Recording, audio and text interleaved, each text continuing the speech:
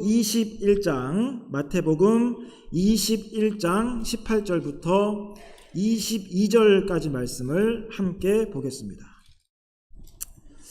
마태복음 21장 18절부터 22절까지 말씀 한 절씩 교독하겠습니다. 제가 먼저 읽습니다. 이른 아침에 성으로 들어오실 때에 시장하신지라.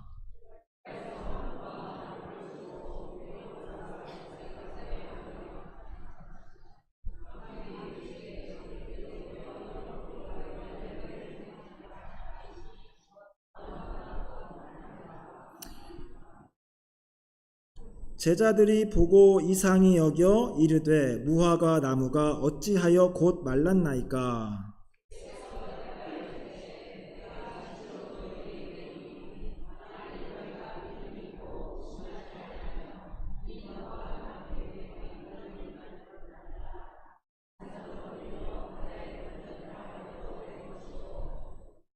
함께 읽습니다. 너희가 기도할 때에 무엇이든지 믿고 구하는 것은 다 받으리라 하시니라. 아멘.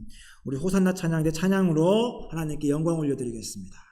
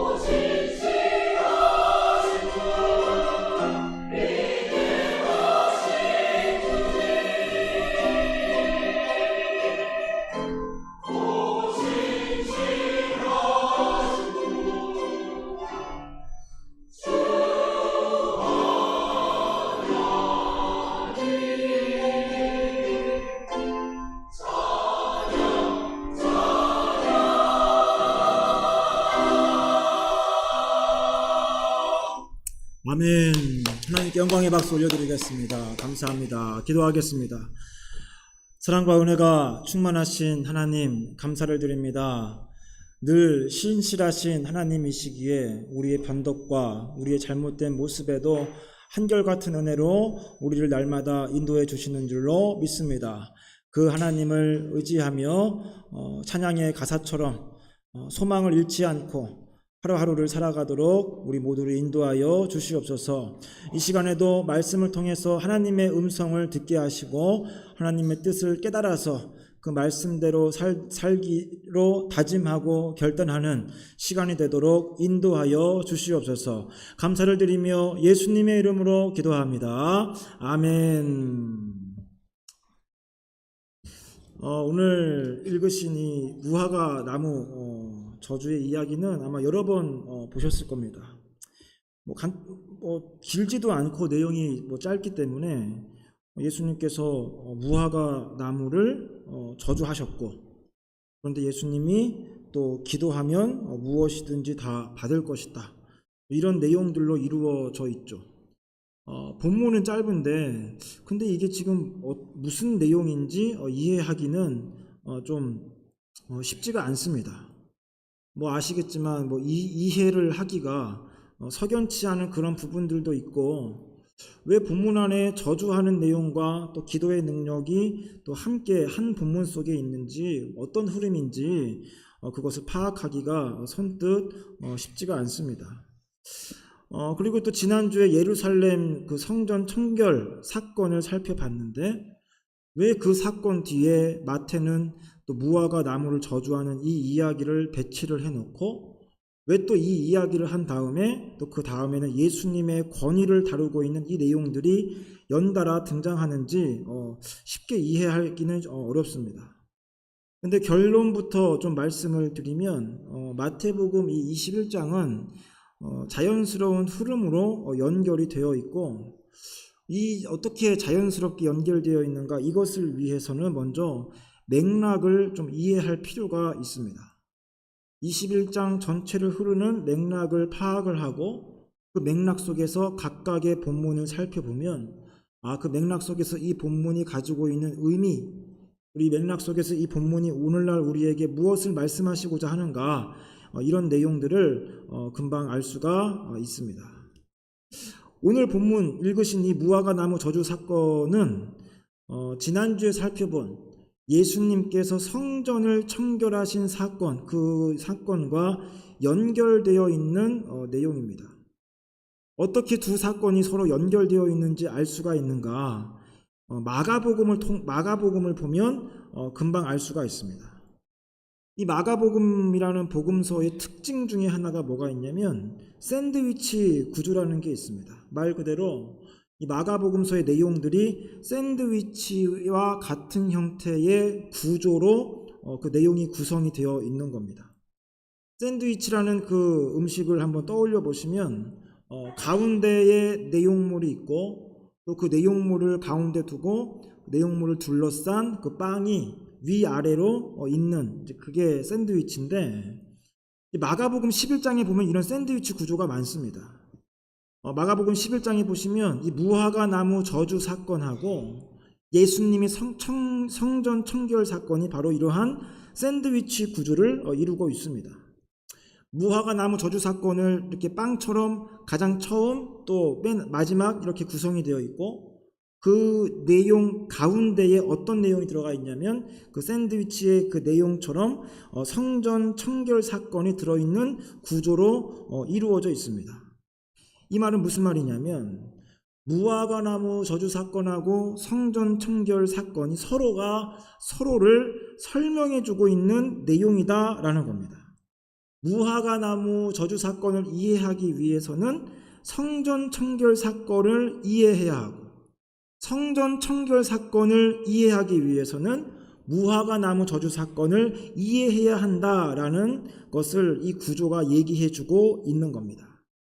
그러니까 서로가 서로를 설명해 준다. 이 두 사건은 서로 밀접하게 연결되어 있다라는 것을 말씀해 주고 있는 거죠.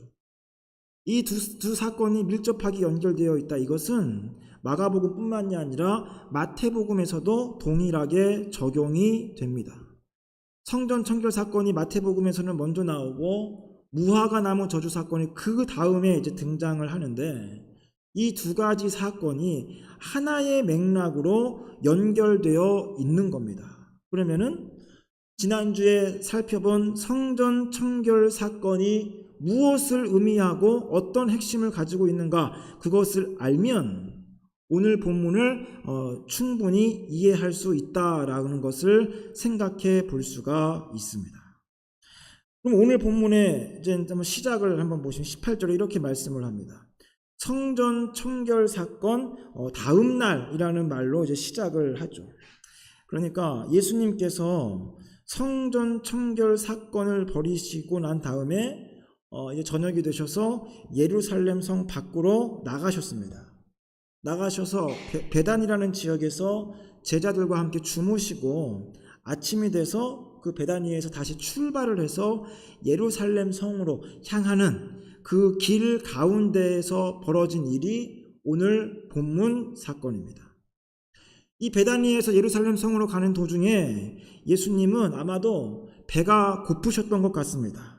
그래서 배가 고프신 와중에 이렇게 길을 가시다가 여러 가지를 보셨을 텐데, 그런 예수님의 눈에 확 띈 것이 있죠. 바로 잎이 무성한 무화과 나무가 예수님의 눈에 띈 겁니다.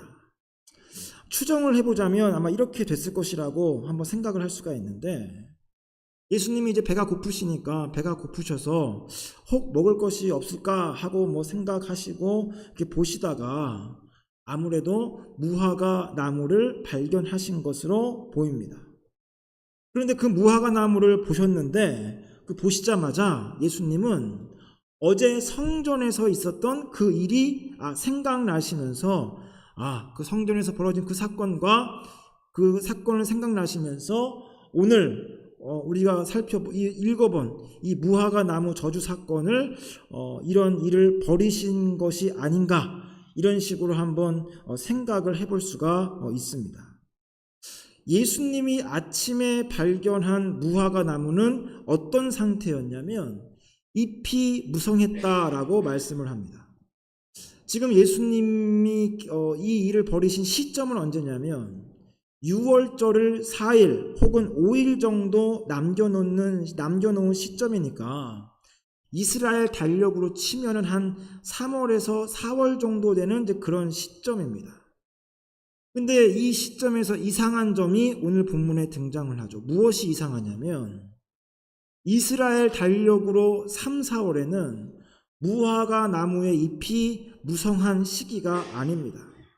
3, 4월에는 무화과 나무는 잎이 막 나기 시작하는 것이고 4월이나 5월쯤 돼야 그제서야 비로소 조그만 작은 무화과 나무 열매가 나타나기 시작을 합니다. 당연히 이 작은 무화과 나무 열매 먹을 수 있는 것이 아니고, 먹을 수 있는 무화과 나무 열매는 그로부터 2, 3개월이 지난 8월이나 9월쯤이 돼서야 본격적으로 무화과 나무 열매를 수확을 할 수가 있습니다. 그럼 이런 면에서 보면 지금 오늘 본문에 등장하는 이 무화과 나무는 이스라엘의 일반적인 3월에서 4월에 있는 그런 무화과 나무가 보여야 하는 그런 현상과 좀 다른 모습을 보이고 있는 거죠. 한마디로 일반적인 무화과 나무가 아니라 특이한 무화과 나무다라는 겁니다. 우리 동네에도 봄 되면 3, 4월에 벚꽃나무가 많아서 벚꽃이 피는데, 그 쭉 줄지어 있는 그 벚꽃나무 중에서 어느 벚꽃나무도 꽃을 피우지 않은 상태인데 유독 어떤 벚꽃나무는 활짝 꽃을 핀 경우가 있죠. 그럼 그 벚꽃나무는 굉장히 특이한 경우죠. 마찬가지다라는 겁니다. 원래 3, 4월에는 무화과 나무 잎이 막 나기 시작하는데 특이한 어떤 무화과 나무가 잎이 무성한 채로 있는 겁니다. 당연히 생각할 수 있지만 이스라엘 사람들은 이러한 현상을 알고 있었죠. 그래서 3, 4월이다? 그러면 보통 잎이 무성한 무화과 나무는 열매는 있지만 3, 4월이기 때문에 잎이 무성하다 하더라도 저 나무는 열매가 없을 것이다 라는 것을 이스라엘 사람들은 잘 알고 있었을 겁니다. 당연히 이러한 사실을 예수님도 잘 아셨을 겁니다. 그래서 아마도 예수님은 더더욱 이 무화과 나무를 주목하신 것으로 생각할 수가 있습니다. 3, 4월이면 도대체 잎이 무성하면 안 되는데 잎이 무성하다. 이것이 어제 성전에서 벌이신 그 일과 너무나도 잘 연결되었기 때문에 더더욱 예수님은 이 무화과 나무를 주목하신 것으로 보입니다. 그럼 어떤 식으로 예수님께서 벌이신 성전 청결 사건과 이 무화과 나무가 연결이 되는가?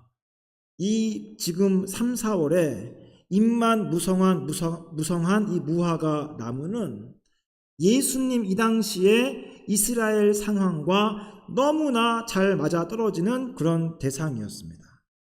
어떤 식으로 잘 맞아떨어졌냐면, 예를 들면 다 아시는 소설 마지막 잎새라는 소설 다 아실 겁니다. 그 소설의 주인공은 불치병을 앓고 있었죠. 그래서 치료하지 못해서 점점 죽어가고 있는, 생명이 점점점 꺼져가고 있는 그런 상태였는데, 그 소년이 누워있는 창문 밖에 한 나무가 있었습니다. 근데 그 나무에는 잎이 몇 개 안 달려 있었죠. 근데 시간이 지날수록 잎이 하나하나 떨어지면서 마지막에 결국 나뭇잎 하나가 남은 겁니다. 근데 그 나무의 모습을 보고 이 소년이 감정이입이 된 거죠. 자기가 처해 있는 그 소년의 상황과 이 잎새 하나가 달려있는 이 나무의 상황이 너무나 같은 겁니다. 이 나무가 마지막 잎새가 떨어질 때 그 나무가 이제 죽는 것처럼 이 소년도 이 마지막 그 생명의 불씨가 꺼지면 자기는 죽을 것이다 라고 생각을 한 겁니다. 그러니까 그 나무가 이 소년의 상황을 너무나 잘 상징적으로 보여주고 있는 거죠. 마찬가지라는 겁니다. 오늘 이 본문에 등장하는 잎이 무성한 무화과 나무도 당시 이스라엘의 상황을 너무나 상징적으로 잘 보여주고 있었습니다. 조금 더 구체적으로 어떤 식으로 잘 상징적으로 보여주고 있었냐면, 당시 이스라엘의 종교 체제, 성전 체제가 어떠했는가, 이것을 이 잎이 무성한 무화과 나무가 너무나 잘 보여주고 있었던 겁니다. 구약 성경에 등장하는 무화과 나무, 포도나무, 이런 나무들은 보통 구약 성경을 보면 이스라엘 백성을 상징합니다. 그리고 이 구약 성경에 등장하는 무화과 나무와 포도나무에게 있어서 가장 중요한 것은 무엇이냐면 열매입니다. 이 나무의 존재 가치는 열매에 있습니다. 왜냐하면 이 나무들은 다른 데에 어떤 쓰임새를 갖지 못하기 때문에 그렇습니다. 포도나무만 생각하시더라도 그 이스라엘의 포도나무, 가지도 별 볼 일 없고 가구 만드는 데 쓸 수도 없고, 오로지 이 포도나무의 존재 가치는 열매에 있죠. 그러니까 이 마찬가지로 구약 성경에 등장하는 무화과 나무와 포도나무는 그 존재 가치가 열매에 있기 때문에 반드시 열매를 맺어야지만 나무로서의 역할을 잘 하고 있는 겁니다. 마찬가지다라는 거죠. 어떤 식으로 마찬가지인가? 무화과 나무가 이스라엘 백성을 상징한다라고 말씀드렸는데, 그렇다면 무화과 나무로 상징되는 그 이스라엘 백성은 무화과 나무처럼 반드시 열매를 맺어야지만 그 존재 가치가 인정되는 것처럼 이스라엘 백성들도 어때야 하는가? 하나님 앞에서 열매를 맺어야 한다라는 겁니다. 이스라엘 백성들은 하나님 앞에서 반드시 신앙의 열매를 맺어야 한다라는 겁니다. 왜냐하면 하나님께서는 이스라엘 백성들을 선민으로 삼아주셨고 구별된 백성으로, 자기 백성으로 삼아주셨습니다. 그래서 그 이스라엘 백성들에게 성전도 주셨고 제사 제도도 주셨고 율법도 주셨습니다. 그러면 그것들을 받은 무화과 나무인 이스라엘 백성들은 그 주신 것에 합당한 신앙의 열매를 맺어야지만 이스라엘 백성들로서의 존재 가치가 있는 겁니다. 그러면 이런 유대인이 성전과 제사와 율법을 통해서 반드시 맺어야 할 열매는 무엇인가? 그건 바로 실체이신 메시아를 기다리는 믿음이라는 열매입니다. 유대인들이 반드시 맺어야 할 열매는 뭐냐면 믿음인데, 어떤 믿음인가? 실체이신 메시아를 기다리는 믿음이라는 열매라는 겁니다. 성전과 제사와 율법은 우리가 아는 것처럼 실체가 아니죠. 실체가 아니라 그림자고 예표입니다. 성전과 제사와 율법은 그 자체로 하나님께서 이스라엘 백성들에게 요구하시는 그 의를 만들어낼 수도 없고 이루게 할 수도 없는 겁니다. 성전의 제사 생각해 보시면, 성전의 제사, 죄의 문제를 완전히 해결하지 못하죠. 그렇기 때문에 이 제사를 반복해서 해야만 했고, 율법도 마찬가지죠. 어느 누구도 율법을 온전히 지킬 수가 없는 겁니다. 제사도 성전도 율법도 이스라엘 백성들로 하여금 온전한 의로움의 열매를 맺게 할 수 없다. 그렇기 때문에 이스라엘 백성들은 성전과 제사와 율법을 행하면서 무엇이 어떤 열매를 맺어야 됐는가? 자기의 한계를 깨닫고 자기가 해결할 수 없는 죄의 문제를 해결해 줄 수 있고 내가 얻을 수 없는 참된 의를 이루어 주실 메시아를 기다리는 믿음이라는 열매를 가지고 있어야 했다라는 겁니다. 하나님께서 성전과 제사와 율법을 이스라엘 백성들에게 주신 이유도 여기에 있죠. 왜 성전과 제사와 율법을 주셨는가? 그 신앙을 완성하도록, 의로움을 맺도록 주신 게 아니라 오실 그리스도를 믿는 믿음을 갖도록 하기 위해서 주신 예표이자 표지가 바로 성전, 제사, 율법인 겁니다. 그렇기 때문에 하나님께서 이스라엘에게 기대하신 열매는 성전 자체가 아니죠. 제사 자체도 아닙니다. 율법 자체도 아니고 그것들을 통해서 자신의 죄인됨을 깨닫고 오실 메시아를 믿고 기다리는 믿음이라는 열매를 하나님께서는 이스라엘 백성들에게 기대하셨던 겁니다. 그러면 이러한 목적으로 부름받은 이스라엘 백성들이 예수님 당시에 어떤 상황이었는가? 말 그대로 성전과 제사와 율법을 그림자, 예표라고 생각을 하고 하나님께서 요구하시는 것처럼 메시아를 기다리는 믿음이라는 열매를 맺고 있었는가? 그렇지 않았다라는 거죠. 오히려 반대였다라는 겁니다. 어떻게 반대였냐면 자신들이 지키고 행하고 있는 성전과 제사와 율법으로 자기들은 지금 충실히 신앙생활하고 있다라고 생각을 한 겁니다. 충실히 신앙생활하고 있고 그 결과로 하나님께서는 자신들을 의롭게 여겨주신다, 의로움을 가지고 있다, 의로운 백성이다라고 생각을 하고 있었던 겁니다. 일주일에 금식을 2번씩이나 하면서 율법을 토시 하나 안 틀리고 지키고 있기 때문에 그 이스라엘 백성들, 바리새인, 제사장, 유대인들은 자기들의 열심과 노력으로 하나님의 요구, 하나님께서 요청하신 열매를 맺고 있다, 의롭다라고 착각을 하고 있었던 겁니다. 맺지도 않았는데 맺고 있다라는 착각을 하고 있었기 때문에 이 유대인들에게 어떤 일이 벌어졌는가? 메시아가 눈앞에 있는데도 메시아이신 예수님을 알아보지 못하는 어리석음을 보인 거죠. 메시아이신데 근데 그 예수님을 오히려 방해물로 여기는, 거치는 돌로 여기는, 적대자로 규정하는 어리석은 일을 이 유대인들이 행한 겁니다. 이러한 모습이 바로 무엇인가? 잎이 무성한 무화과 나무입니다. 잎이라는 게 의미하는 게 무엇이냐? 자신들의 열심이죠. 자기들의 노력과 헌신입니다. 자기들이 열심히 하고 노력하고 헌신해서 성전에서 제사를 드리고 율법을 철저히 지키면서 자기들이 하나님 앞에 의로운 사람이라고 생각을 했던 겁니다. 이 무화과나무의 무성한 잎처럼 겉으로는 이런 신앙의 모습, 열심도 있죠, 노력도 있죠, 헌신도 있죠, 굉장히 풍성해 보였는데 정작 중요한 건 뭐냐면 하나님께서 요구하시는 열매는 하나도 맺고 있지 못했다라는 겁니다. 그럼 이 말은 무슨 말이 또 되냐면 바로 유대인이나 이방인이나 하나님 앞에서 똑같다라는 것을 보이고 있는 거죠. 잎이 무성한 무화과 나무입니다. 열매가 없죠. 하나님 나라에 들어갈 수 있는 의라는 열매는 이방인도 없지만 유대인도 똑같이 없었다라는 겁니다.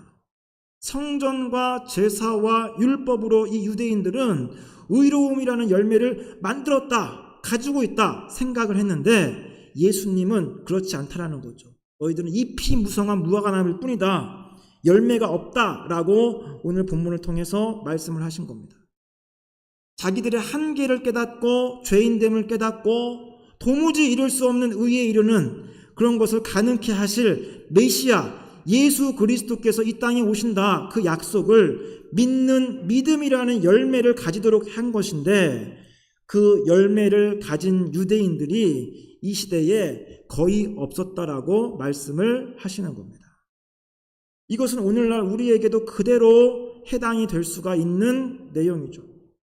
내가 지금 어떤 신앙생활을 하고 있는가 생각해 볼 필요가 있습니다.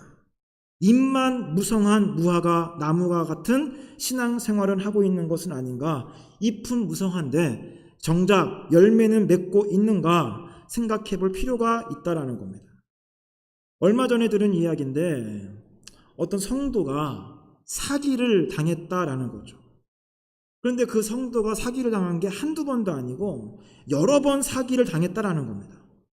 아니 그래서 누구에게 그렇게 여러 번 사기를 당했느냐 물어보니까 누구한테 당했냐면 같은 교회를 다니는 안수집사 권사들에게 이런 사기를 당했다라는 겁니다.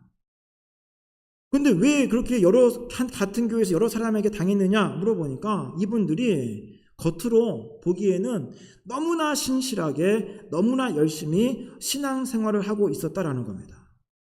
그렇게 교회에서 열심히 신앙생활하고 헌신하고 신실한 모습으로 교회를 다니니까 당연히 속을 염려는 없겠다라고 생각을 해서 돈을 빌려줬는데 결국 그 빌려준 돈을 받지 못했다라는 겁니다. 그리고 저의 경험도 있는데 제가 청년 시절에 예수님을 믿은 지 얼마 안 돼서 제 대학 선배에게 복음을 전했습니다. 근데 그 선배는 이제 교회를 다녔었는데 그 당시에는 교회를 안 다닌다라고 저한테 얘기를 했습니다. 아니 그럼 중고등학교 시절 다녔는데 왜 지금 안 다닙니까? 물어보니까 뭐라고 얘기하냐면 아버지가 같은 교회 교인에게 사기를 당해서 전세금을 잃었다라는 겁니다. 그래서 다시는 교회에 다니지 않겠다라고 얘기를 제게 한 그런 경험이 있습니다. 왜 그 많은 돈을 제 선배의 아버지는 그분에게 빌려줬을까? 당연히 교회에서 열심히 하니까, 헌신하니까, 신실해 보이니까 믿고 그 돈을 맡긴 거죠. 근데 사기를 당한 겁니다. 이런 의미에서 봤을 때 잎만 무성한 무화과 나무와 같은 신앙생활은 무엇인가? 무화과 나무, 신자, 그리스도인을 상징하죠. 이런 무화과 나무 신자로서 그리스도인으로서 교회 공동체 안에서 열심히 신앙생활을 하죠. 심지어 거룩하게 신실하게까지 보이는 거죠. 하지만 실제 삶에서 어떤가? 실제 삶에서 마땅히 맺어야 할 신앙의 열매가 없는 겁니다. 오히려 실제 삶은 어떤가? 사기와 속임과 위선으로 이루어져 있는 것을 발견하게 되는 겁니다. 잎은 무성하죠. 그 잎은 무성한 그 신앙적인 노력과 헌신이 어찌 보면 진심일 수도 있을 겁니다. 그런데 그런 모든 진심일 수도 있는 그런 신앙의 열심과 노력은 있었지만 정작 하나님께서 요구하시는 그 열매, 생명은 없었던 겁니다. 이런 경우가 제 생각에는 성도들도 물론 많겠지만 특히나 교역자들에게 더 해당이 될 수 있다, 그런 생각을 했습니다. 교역자들의 경우 그 사명이 교역자다 보니까 당연히 성경도 많이 읽고 예배도 더 많이 드리고 예배도 인도하고 또 전도도 하고 기도도 하는 이런 일들을 더 많이 할 수밖에 없습니다. 성경도 더 많이 읽고 또 공부도 할 수밖에 없으니까 성경 지식이 많을 수밖에 없는 거죠. 많은 게 대단한 게 아니라 많은 것은 당연한 겁니다. 교역자이기 때문에 그런 거죠. 그럼에도 간혹 어떤 교역자들은 이러한 자신의 어떤 이런 상태를 가지고 자기의 소명을 다한 것으로 생각하는 경우가 있습니다.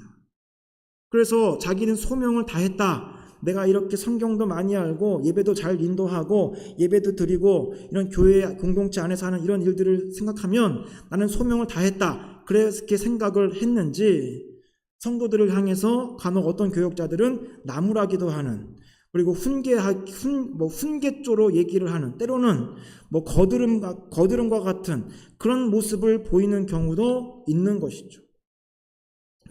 그런데 이런 교역자들과 식사를 한번 하러 가면 더 가관의 모습을 보는 경우도 있습니다.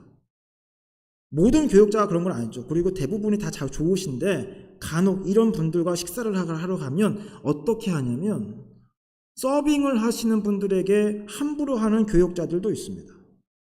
그렇게 교회 안에서는 자기는 소명을 다했다. 그리고 성도들을 향해 나무라고 또 심지어 성도들에게 인내하고 사랑해라 라고 얘기를 하는데 정작 그런 사람이 식당에 가면 함부로 하는 거죠. 그리고 이렇게 얘기를 하시는 분이 실제 같이 식사를 해보면 수저 하나, 젓가락 하나 먼저 놓는 경우가 없는 그런 교역자들도 본 적이 있습니다.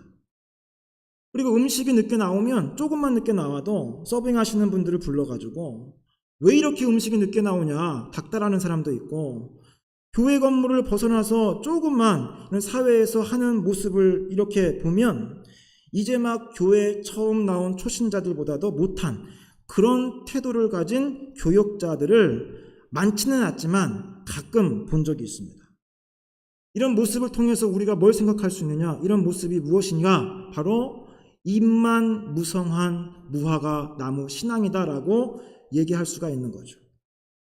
진정으로 내가 하고 있는 신앙생활을 통해서 맺어야 할 그 열매, 하나님께서 우리에게 그토록 요구하시는 생명이라는 그 열매는 맺지 못하고 있는 겁니다. 그러면 하나님이신 예수님은, 왕이신 예수님은 우리에게 어떤 열매를 맺기를 원하시는가? 예수님께서 우리에게 원하시는 열매를 맺기 원하시는 그것을 예수님은 직접 몸소 보여주셨죠. 하나님을 사랑하고 이웃을 사랑하라 라는 것을 예수님은 몸소 보여주셨습니다. 온 우주를 다스리시는 예수님이신데 그 예수님이 나귀를 타고 예루살렘에 입성하셨죠. 그러니까 왕이신 예수님께서 우리에게 무슨 열매를 맺기를 원하시는 겁니까? 낮아지고 겸손해지라라는 겁니다. 예수님은 자기의 뜻이 아니라 하나님의 뜻을 따라서 한평생을 이 세상에 사셨죠. 자기 부인하신 건데 같은 열매를 우리에게 맺도록 하기 위해서 이런 모습을 우리에게 보이신 겁니다. 그러면 적어도 우리가 예수님과 똑같은 예수님께서 온전히 이루신 그 열매는 맺지 못한다 하더라도 적어도 그 열매를 맺고 있지 못한다라고 한다라면 적어도 부끄러움과 나의 부족함과 그것을 극복하기 위한 노력이 우리 신앙생활 가운데 있어야 하는데 되려 잎이 무성한 무화과 나무와 같은 그런 모습으로 생각을 하는 거죠. 나는 잘하고 있고 나를 뺀 저 옆에 있는 사람들만 못하고 있고 정신을 차려야 한다. 이런 식으로 생각을 하는 겁니다. 이런 것을 가리켜서 잎이 무성한 무화과 나무라고 얘기할 수가 있는 거죠. 열심과 노력은 있는 것처럼 보인다 할지라도 정작 맺어야 할 열매를 맺지 못하는 그런 신앙생활을 잎만 무성한 무화과 신앙이라고 얘기를 할 수가 있는 겁니다. 이러한 맥락에서 오늘 본문에 등장하는 기도의 내용을 생각하면 왜 기도가 갑자기 등장을 하는가? 이런 거죠. 예수님께서는 이 기도의 내용을 통해서 무엇을 우리에게 말씀해 하시는 거냐면, 기존의 성전 체제, 그 불완전하고 의로움을 가져다 주지 못하는 그 기존의 성전 체제는 이제 끝나고 새로운 성전 체제, 예수 그리스도를 믿는 믿음으로, 은혜로 하나님께서 요구하시는 의에 이르는 그런 세상이 펼쳐질 것을 이 기도의 내용을 통해서 말씀해 주고 계시는 겁니다. 열심과 노력으로 기도하는 것이 아니라 뭐라고 기도하라고 말씀하시냐면 믿음으로 기도하라라고 말씀하시죠. 은혜 가운데서 믿음으로 기도하라라고 말씀하십니다. 오늘 보면 21절에 보면 만일 너희가 믿음이 있고 의심하지 아니하면이라고 말씀하죠. 믿음 가운데서 기도하라. 믿음 가운데서 한 모든 기도는 반드시 응답이 된다라는 겁니다. 믿음이라든지 은혜, 이런 기도라든지 이런 것들은 결국 은혜의 시대로 접어들었을 때의 결과물이 믿음이나 은혜죠. 그래서 은혜의 시대로 접어들 테니까 그 시대 속에서 믿음을 가지고 하나님께 기도하면 그 기도는 모두 다 응답된다라고 예수님께서 말씀을 하시는 겁니다. 여기서 예수님께서 말씀하시는 믿음이라는 것은 무엇인가?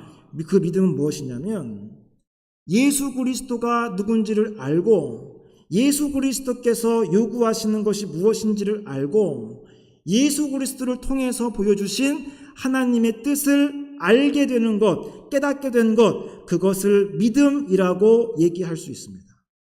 그 믿음을 가지고 기도할 때 어떻게 되냐면 무엇이든지 다 받게 된다라는 겁니다. 그냥 기도만 하면 족족 다 받는 거, 기도응답 받는 게 아니고 바른 믿음을 가지고 그 믿음을 따라 기도할 때 그 기도는 응답해 주신다라는 겁니다. 산더러 들려서 바다에 던져지라. 그럼 이 내용은 뭐냐면 이런 식으로 해석이 되는 거죠. 여기서 산이 의미하는 게 뭐냐면 성전이 있었던 시온산을 의미한다라고 볼 수가 있습니다. 성전이 있었던 시온산, 그 시온산이 바다에 빠져버리는 겁니다. 기존의 그 불완전한 성전 체제가 바다에 빠져버린다, 제거되는 겁니다. 열심과 노력으로 하나님께 이르게 되는 그 체제가 종식되는 것, 그것이 산더러 바다에 빠지게 하는 겁니다. 또는 구약시대에 하나님께 이르는 길에 놓여져 있었던 수많은 방해물들이 있었죠. 죄라든지 성전이라든지 여러 가지 방해물들, 하나님의 의에 이르지 못하게 하는 수많은 방해물들이 있었는데 높은 산과 같은 그런 방해물이 바다에 빠지게 된다. 그 모든 방해물이 사라지고 은혜라는 길이 열리게 되면서 구약의 체제로는 불가능했던 의에 이르는 의에 이르는 길이 예수 그리스도로 말미암아 열리게 된다. 그것을 말씀하고 있는 겁니다.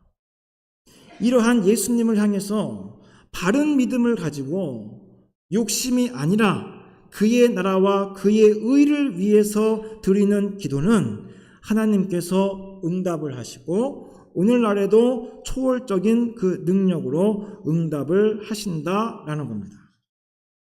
우리가 왜 기도해야 되는가? 기도해야 하는 이유는 뭐냐면 변해야 되기 때문에 그렇습니다. 오늘 본문의 표현대로라면 열매를 맺어야 하기 때문에 그렇습니다. 열매를 맺기 위해서는 기도해야 됩니다. 그리스도인으로서 변화된 삶을 살기 위해서는 기도해야 되죠. 기도하지 않으면 변화된 삶을 살 수가 없습니다. 예수님은 우리를 제자로 부르셔서 변화된 삶을 살라고 초청하신 건데 그런데 기도하지 않는다? 예수님의 이 요청대로 제자로서의 모습으로 살아갈 수가 없는 겁니다. 그래서 우리는 항상 기도할 수밖에 없는 거죠. 또 한 가지 왜 기도해야 되는가? 중요한 기도의 이유가 있는데 왜냐면은 하나님께서는 오늘날에도 여전히 기도를 통해서 역사하시기 때문에 그렇습니다. 바른 믿음을 가지고 하나님께 기도하면 전능하신 하나님은 기적을 베푸시죠. 바른 믿음을 가지고 하나님께 기도하면 불치병을 치료해달라 기도하면 하나님은 하나님의 뜻에 따라서 그 병을 고쳐주시기도 한다라는 겁니다.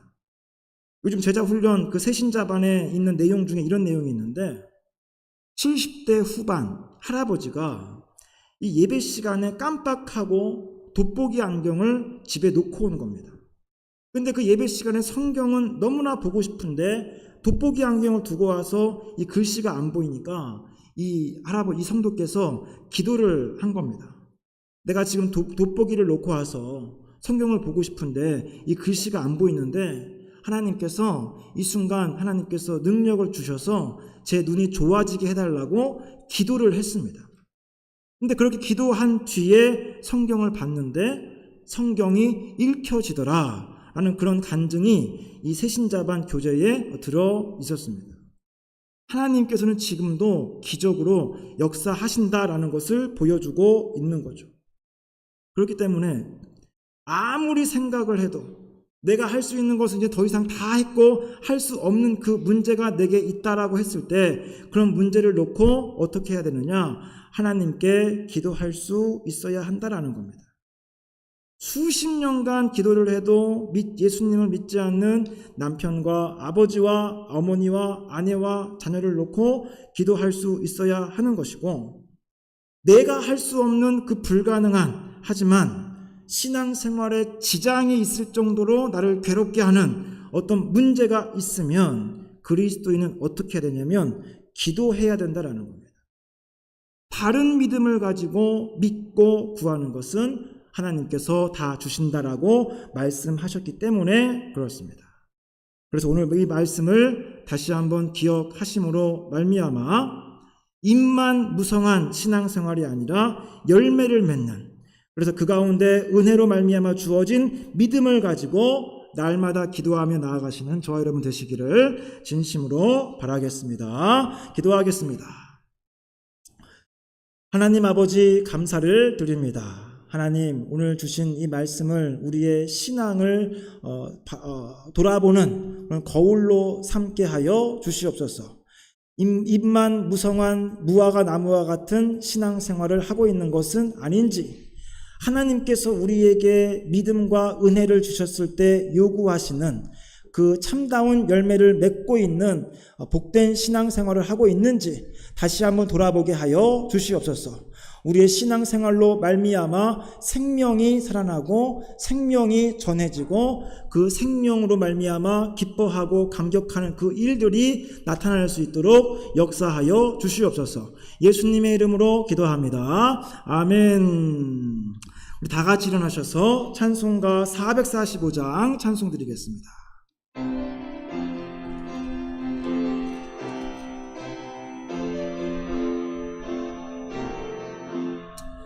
세상을 넘어 홀목에 가도 빛 가운데로 걸어가면 주께서 항상 지키시기로 약속한 말씀 변치 않네.